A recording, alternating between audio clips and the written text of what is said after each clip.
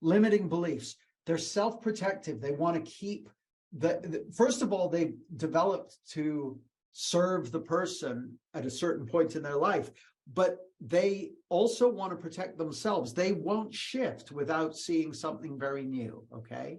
And they're self-proving. What the thinker thinks, the prover proves. Do you know that saying? Is there anyone who that saying doesn't make sense to? Because I'll explain it if there is. Anyone who that, okay, so you get it. We've got a thinker and a prover. Whatever we think will prove it to be true. That's just the nature of human perception, in very simple terms.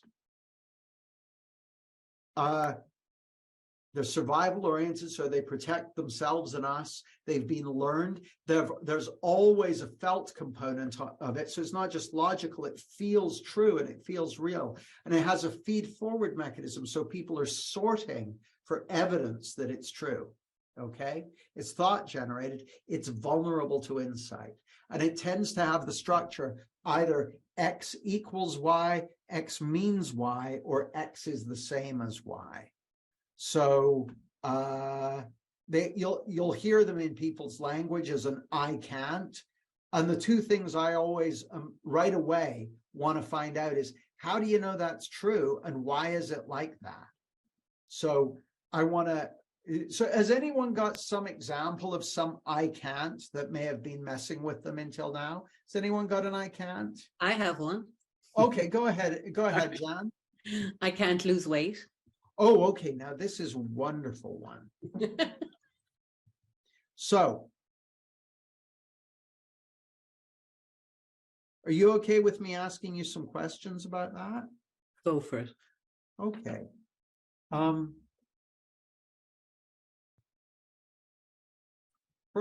So let me just talk to these guys for a second. So here's the thing, and this is really important. Do you remember the bass player? She said, what I want is to see through something that's been holding me back. And my assertion was, there's something that she really wants, but the perceived limitation is literally obscuring that from view. So my assertion, I wouldn't tell Jan this because my guess is that Jan genuinely believes that her objective is to lose weight. But actually, as soon as I hear that, that's a rough objective in all kinds of ways. But that's actually not even the objective. That's the nature of the obstacle, which is itself a double bind. So she said, I can't lose weight. So Jan,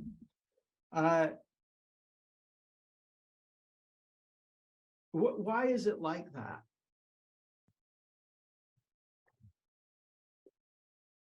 I'm not sure I know. It's not that I don't think I can't. I can, but what I think I can't do is keep it off. Okay, I got to talk to these guys again. So then she said to us, I can't lose weight. I said, why is it like that? And Jan said, well, I'm not sure I know. Well, actually, it's not that I can't lose weight. I can. I just can't keep it off. So now already we've switched from one to the other. So if I'd gone in and kind of gone, oh, you can, there would be no point because that's not even the issue, right? So now we've got a second one. And what you'll find with limiting beliefs, they often run in packs, okay? So now we've switched to a second one. There's the second one there. And so the second one is I can lose weight.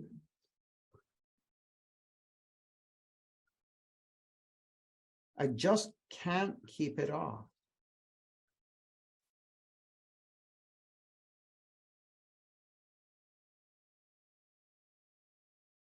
Okay, so again, structurally, I'm working on the basis that that's not even the objective, but it's an obstacle that's getting in the way of it. It's like absorbing Jan's focus of attention. Almost certainly has the structure of a double bind, so we'll come back to that.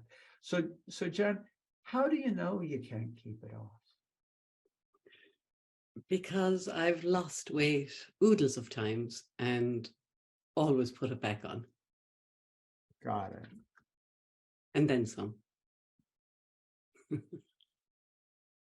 just writing down what you said.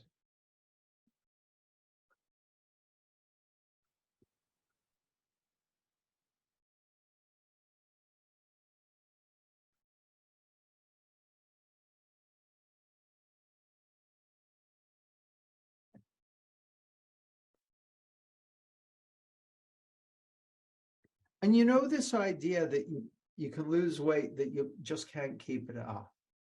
How would you know if that were not true?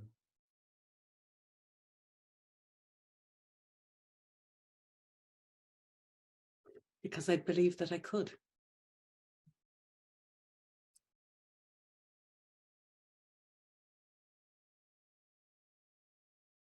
You breathe.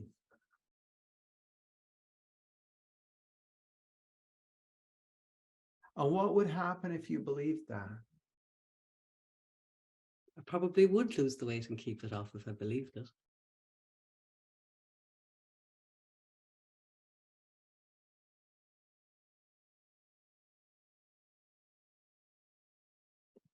If I could, like over and above that, if I could wave a magic wand and you could have things however you want them to be, how would you know the magic wand had worked?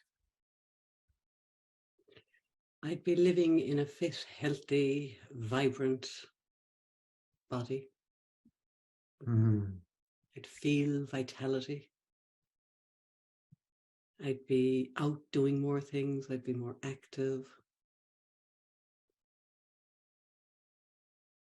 But when I would get up in the morning and look in the mirror, there'd be something very different looking back at me. Well, like antelope or something. Like a much smaller packaged version of myself. I got it. Well, I was just clarifying. I'm sure it would be interesting, but I'll take the antelope.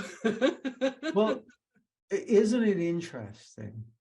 Because as soon as I hear about, I'd be living in a fit, healthy, vibrant body, I'd feel vibrant, I'd be out doing things, all that sort of stuff. That to me certainly sounds more closer to that, which may well be the case, than these ideas of can't lose weight or can lose it but can't keep it off. See, here's the funny thing, and this is just my own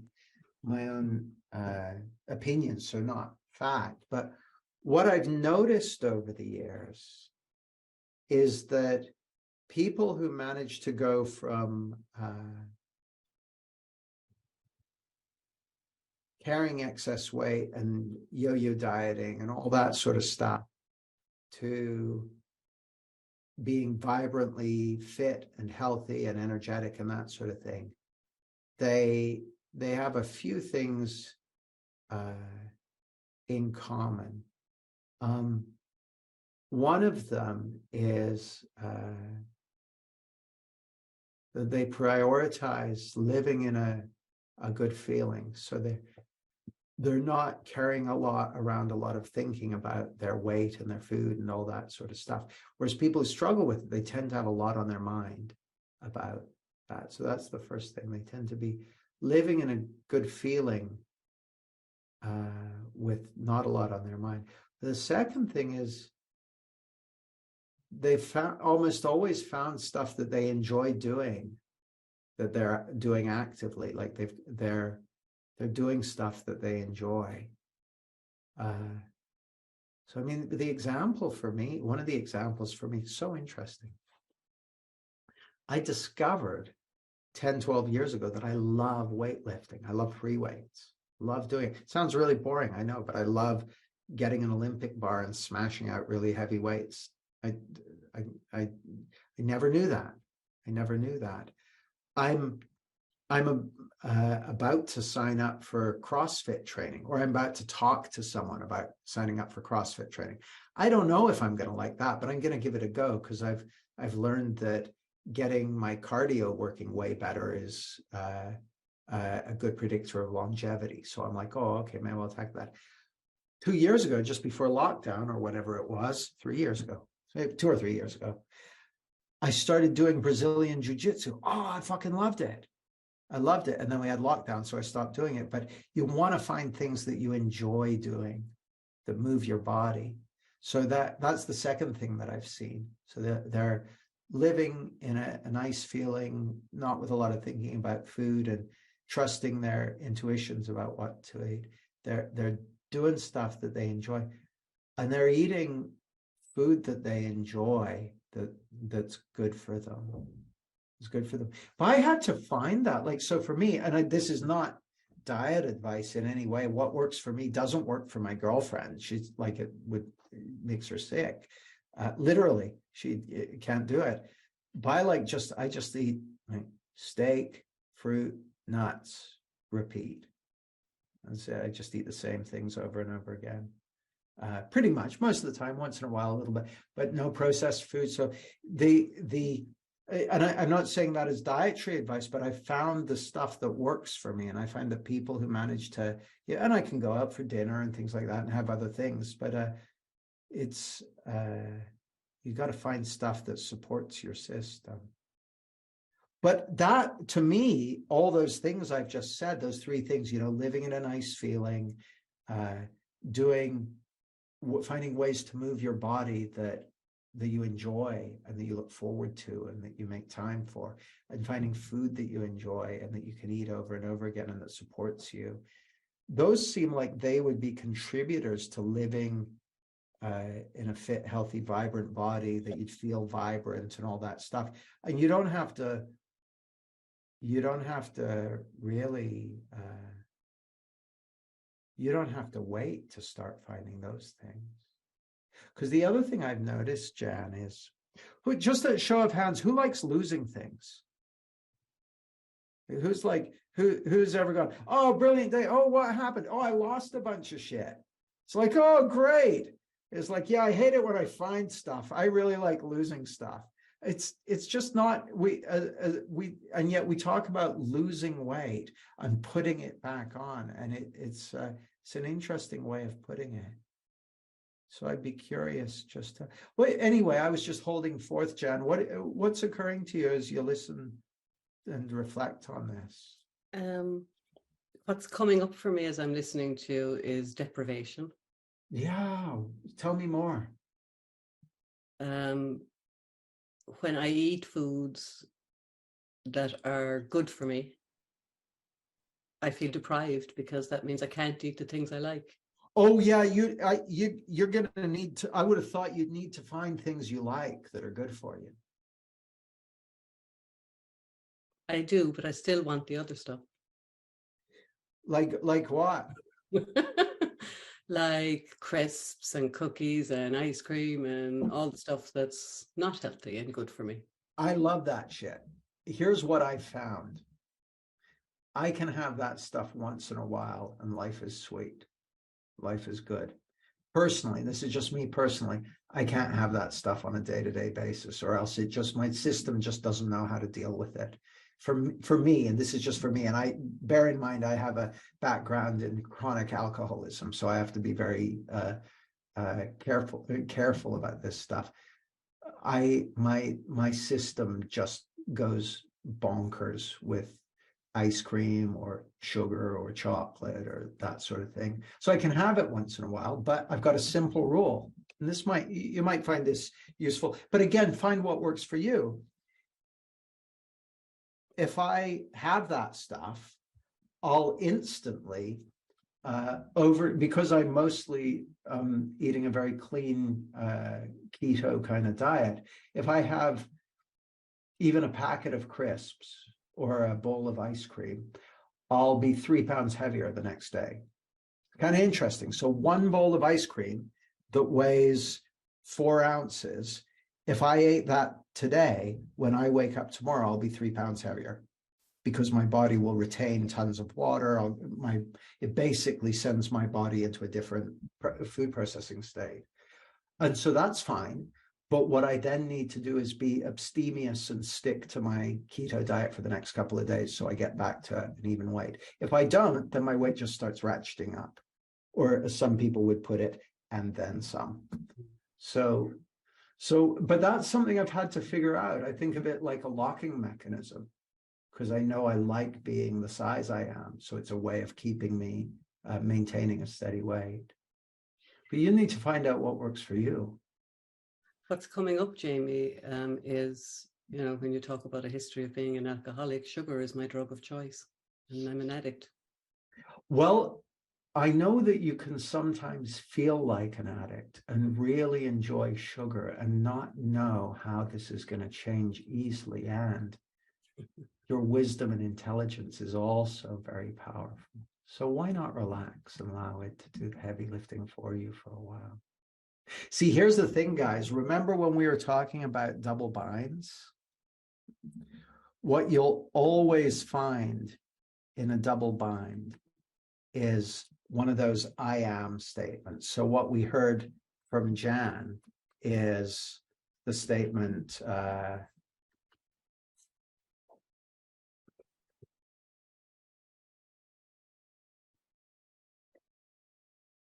so we know right away that Jan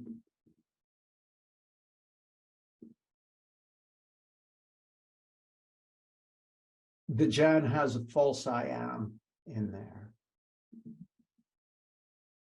What I can probably bet is that Jan's system has become habituated to sugar, particularly to refined sugar, I would imagine. But who you are is the wisdom and consciousness behind life. And my guess is that sugar is a way of getting energy and a nice feeling when your energy's low or you're feeling tired or stressed. Or maybe it has been that in the past and you haven't yet had the chance to update your system.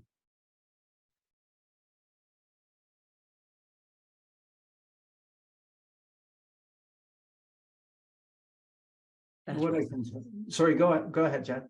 That resonates. What resonates?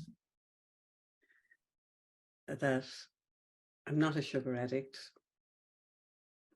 Who I am is the wisdom and intelligence behind life, and my body is habituated to relying on sugar for all sorts of reasons. Oh, now this might be a distinction that's useful for you. So for most of my life, I was a sugar burner. And what that means is that the main energy source that my body and mind got energy from was sugar and carbohydrates. And so I weighed about 17 and a half stone. I had sleep apnea and all kinds of health challenges. And so I had to retrain my body to live off fat instead of sugar. And so I don't live off sugar these days. So again, I'm not a doctor, I'm not a dietitian or nutritionist. Definitely do your own research on this one. The stuff I do is not a good fit for everybody. But there, as I understand it, you can either be getting most of your energy from burning sugar and carbohydrates, or you can be getting most of your energy from burning fat. So these days I get most of my energy from burning fat. I eat a lot of fat and protein and a small amount of carbohydrate. So it's worth knowing. It's worth knowing, because if your body has been habituated to being a sugar burner, then that's where you will look for energy. That makes sense, yeah.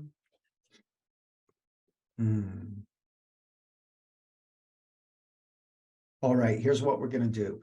We're going to, anything else on this session, or is that a good place to pause? No, that's a good place. Thank you.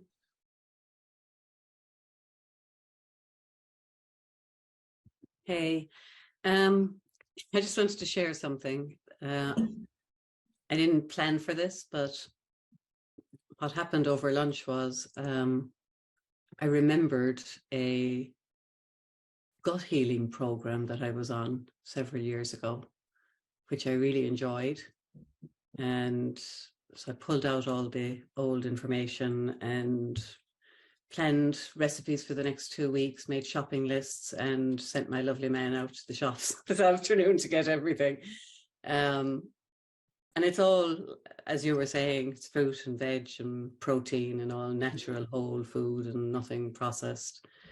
But more than anything, I remember how I felt after being on that program for a period of time. And that's what I'm after. Yeah. So thank you. Well, yeah, I love that, Jan. And the thing that strikes me, how long ago did you do that? Oh, maybe 7 or 8 years ago. Okay. So I'm going to say something which may sound mental. You're probably not supposed to say mental these days, but I'm an old fart. Okay. I have a gray beard, so I'm going to say mental. This is going to sound mental. This may not be true, Jan. So I'm going to make a guess about something. I make an assertion that may sound like bullshit to you guys, but check this out. I wouldn't be surprised if 7 years ago, Jan wasn't at a point in her life where it was okay to feel that good in over a sustained period of time. It was just too unfamiliar, uncomfortable to feel that good. Now, I'm not saying she felt uncomfortable. She probably felt amazing, but there was something about her system that went, this is not what we're used to. Put it back to how it was. And my observation of Jan over the last couple of years is that she is someone who I believe is very, very acclimatized to feeling good and living in a good feeling more and more of the time. And I think it just may be the perfect timing for this. That's my sense. I don't know if that rings true, Jan. What's your sense of it? Well, that rings very true. I'd say that's spot on. Yeah. Good for you. Good for you. Oh, I'm excited for you. Me too. Yeah, nice one. Mostly it's in my head. Sometimes I'll make notes of exactly what someone says.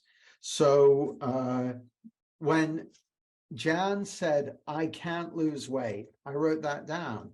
And then when I said, why is it like that? She said, I'm not sure I know. And then she said, I can lose weight. I just can't keep it off. I wrote that down because I thought that's interesting.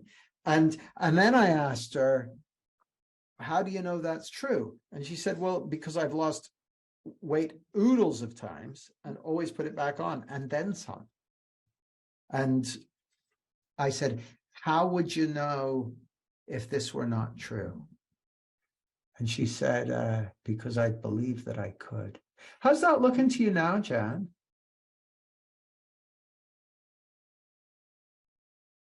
There's a clear path ahead. Now, I love that you said that. We didn't organize this in advance, but check it out.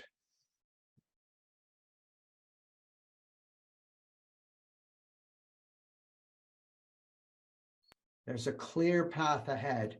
Pew! It's out of the way. It's no longer there. The obstacle is no longer in place. I mean, let me move that completely out of the picture. There we go. Completely out of the picture. There's a clear path ahead. People relate to their internal world as though it's a material reality. And now that the obstacle is gone, I feel inspired, energized, enthusiastic about getting on with it. I can't believe the difference. This wasn't even what I came for today. Isn't that cool? Isn't that cool? I love that. Yeah, I suppose initially it was that it set me off in a new direction. Because there was no obstacle anymore. So that gave birth and generated a new way of being in the world. So it was food initially, then the exercise piece kicked in and I figured out what to do there. Not figured out, but got inspired. So and one of the things that's really stayed in that area is myself and my hubby dance a lot in the evenings at home, and it's just lovely. Beyond that, when all the thinking around this belief went away, it just created such space in my entire system Mm. that other things started changing, like my business. I started showing up differently, being freer in my expression when I was with people, less afraid to say what I really wanted to say. Um, that was one thing. And that led me to being more impactful with people because I wasn't holding back. I didn't have all this thinking. It disappeared there too. Another really big headline for me was I was challenged with social anxiety for a lot of my life because of how I felt about my appearance, and I didn't want to be seen. That's changed completely. I spend a lot more time with my family, with my friends, going out, going to gigs, going on adventures, going exploring. I have a life that I didn't Mm. have before, because I was hiding, because I didn't like what I saw in the mirror. Um, And now when I look in the mirror, I see beyond what's there. I see I see that beautiful antelope. I love And the it. grace and the beauty of the human design and the beautiful guidance system that we have. So you said that these limiting beliefs travel in packs. This limiting belief around my weight was attached to so many different areas of my life. Relationships, business, social, wherever you look. Um, and I think what's really, really different for me now is I have a different compass. I heard you say recently, I think it was to Ian, that the compass he was using wasn't the most useful compass. And my compass wasn't very useful either. But now I have a far more useful compass to guide me and to be led by. Now, it hasn't been a perfect year. I mean, I've hit various curveballs and stumbling blocks along the way, and the thinking came back up, and I fell back into, old ways and old thinking and all the rest of it. But I woke up again, and that's what's Mm. different. At some point, I remembered, oh crap, look at you, look at what you're doing. Come back, get back on track here. But it's funny now. It's not a beating Jan up exercise. It's like, oh, look at you. You just, lost the plot again. It's like a Homer Simpson moment more than anything else. But I can see, I have more awareness about what's going on in my consciousness, and I can see more clearly when the limiting belief is at play, and I can make the choice more often to follow my heart rather than what the limiting belief is throwing up in my mind. I think that's the big thing for me.